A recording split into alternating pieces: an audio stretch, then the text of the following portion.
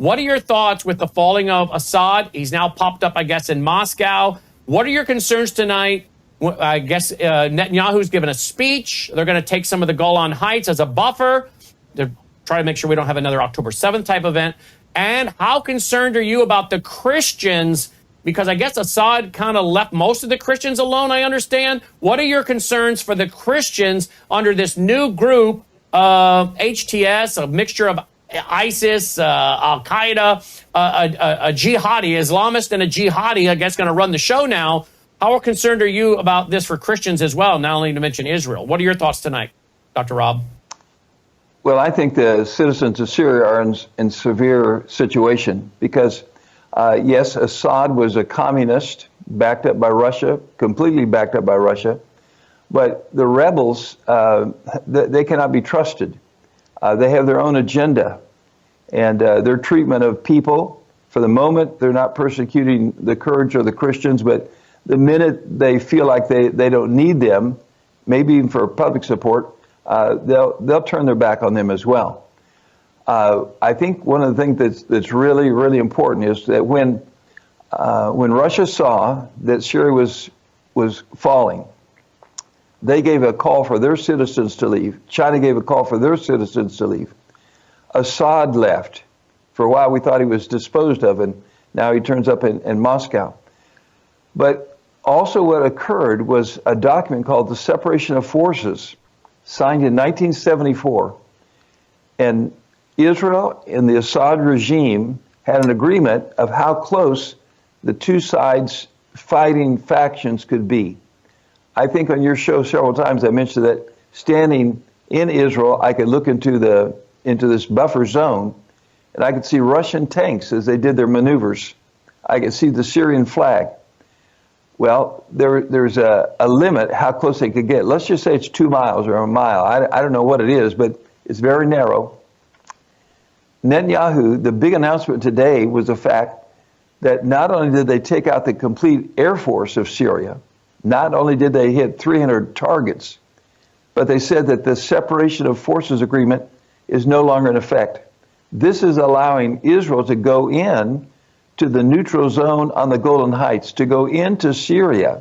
And that's how come they're discovering these chemical weapon sites. This is, the next few hours are going to be critical because they have to eliminate that. Otherwise, the rebels can arm themselves and come back. Russia's concerned because if we show a map, you'll see that there's an outlet to the sea that Syria has. Russia knows that the Russian naval base may have one or two of their ships actually under rebel control. So I don't trust the rebels.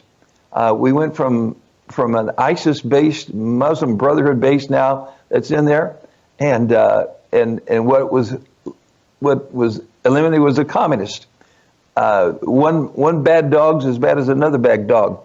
But the great thing for us is that Israel is able to advance and to eliminate some of these key places where there were missile sites, there were chemical warfare sites, and now Russia no longer has access to the sea.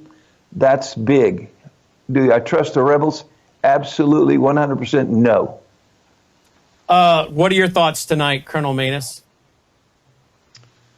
Yeah, it appears that, the Israelis are going to stay in those positions that the Syrian army abandoned in the Golan Heights. They're in the zone of separation for at least the near term until things get settled down inside the country. And that's the issue, really, is that you have the Turks supporting the HTS folks. The United States actually flew close air support missions over the last week, supporting those forces moving into the Syrian army areas until they were able to overcome the Syrian army positions and go ahead and take Damascus and every other major city. And then you have the Russians, which are another wild card. There's speculation that the Russian ships that are ported in that port are no longer in the harbor and are out at sea a few miles off the coast for their own protection. But there are conflicting reports that say no, all the Russian ships are still in port. They're being protected by somebody. and the Russians are talking to the leadership of the HTS and the emerging new government of Syria, which is emerging, by the way. So we'll see what happens, but there is never an outcome when you have Islamist Nazis, and that's what I categorize all these people. Al-Jawlani was born in the Golan. His parents were born in the Golan Heights. He was an al-Nusra guy. He's been an al-Qaeda guy. The U.S. has had a $10 million bounty on his head, and he's the leader of HTS. He sounds very professional when you look at the interviews with him, very calm, a thinking man, and those kind of things. But very rarely does an Islamist group of that nature take over this type of territory, this type of capability, and it doesn't turn into just, quite frankly, a total tyrannical dictatorship that devolves down into civilization that existed in 700 years ago, where women had rights and those kind of things. Where do you think the CIA is? Where we were hearing the CIA was backing HTS, which is a part of Al Qaeda and ISIS. I think the CIA helped create. And then Russia and Iran and Assad were on the other side. Do you think the CIA's fingerprints are all over this? Well, the Los Angeles Times ran a headline today that said the Pentagon is backing one militia that is fighting the CIA-backed militia that the CIA is backing. And that's a true headline. I'm paraphrasing it, not exact wording, but that's pretty much the gist of it, Brandon. And that's why, in all likelihood, this is going to devolve into a terrible situation. And you asked about the Christians earlier. I covered that on my show today with Aaron Lavarco.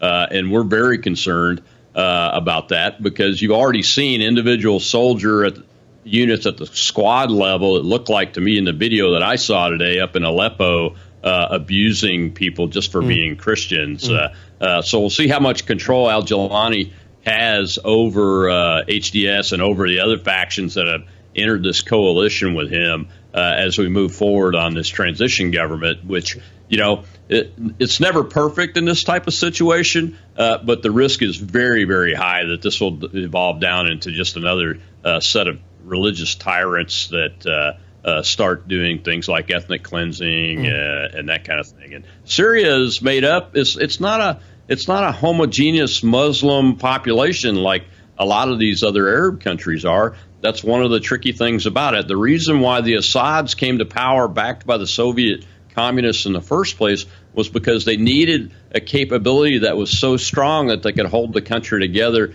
because it's made up of Druze, of Muslims, of Christians, and of Kurds, and all kinds of other different factions. And it's very difficult to hold it together. So I see, and I think this was proposed to Assad, and he turned it down, some type of partition treaty probably happening in the future if it can get to that. But again, the likelihood is that it'll devolve down into tyranny and violence against the minorities inside the country.